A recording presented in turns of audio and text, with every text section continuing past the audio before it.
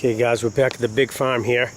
It's been a few days. We're going to get another round of tomatoes. And as I've been telling you all year, these first two rows of big mamas have been just devastated by the blight. But let me tell you something. They've got tons of tomatoes on them. And we're going to pick them all now. We're going to do some sauce tomorrow. That's a good thing about the big mamas. They can hold over. They just got tomatoes everywhere. Look, there's not even any leaves back on them. They're loaded up with tomatoes. We've eaten them. They're fantastic still. Yeah.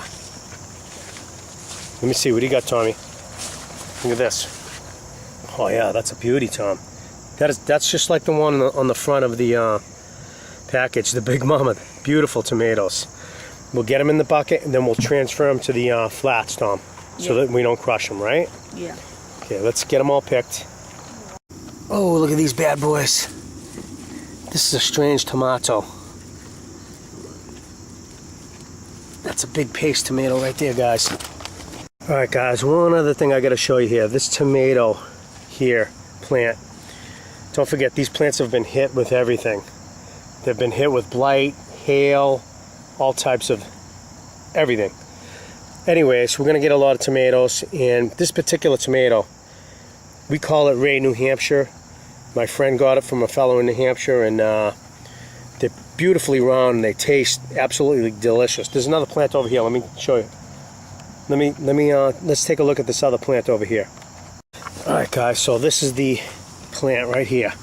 Look at these tomatoes here. Let's look at that beautiful, round, huge tomato. These are absolutely delicious too. I've had one yesterday with Uncle Sal. Fantastic. I mean, look how beautiful they are. Perfectly round, and the plant is so sturdy.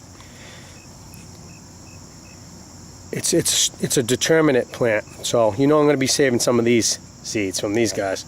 Look at the size of them three monsters right there. Look at that. That is a nice tomato right there. And the taste is fantastic. Alright guys, let's take these in and we'll show you how we whack them and stack them. Let's get these in, Ash. Okay?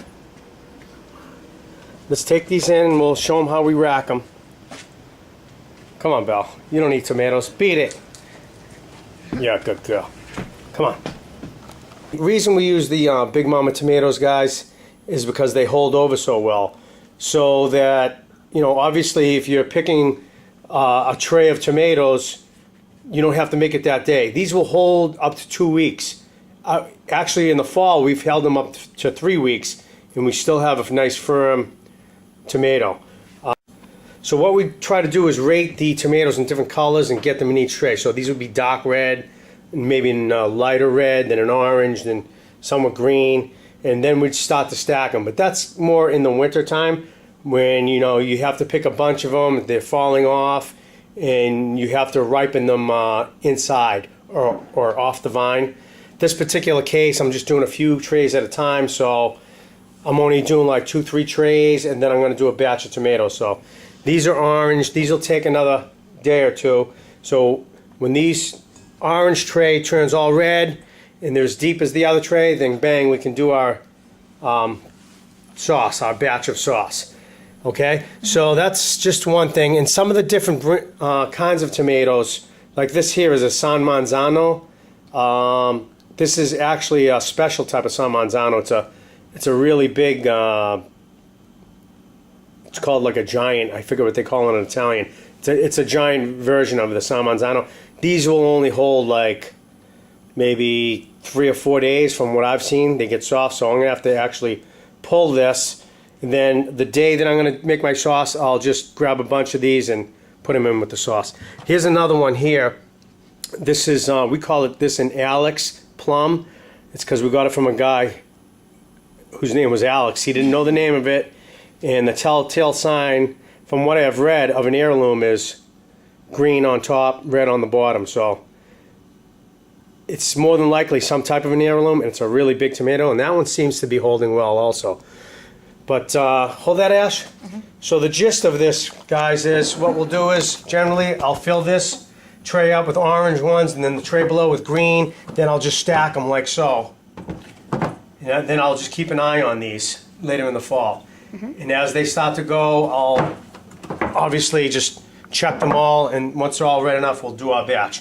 Okay, so that's that. Another thing these are good for, these actual trays, these are actually old dishwasher trays. If you can get something like this, they're good because you don't have to pack the tomatoes on top of each other, which will produce not good results. You know, this keeps them good and aerated. And if you do notice a tomato that's getting bad, you should pull it and either eat it, cut the bad part out and eat it, because you don't want contaminated tomatoes next to each other, because that kind of thing kind of spreads. So kind of keep them separated and so forth. All right, so that's it for today, folks. Enjoy your gardens. Rock and roll.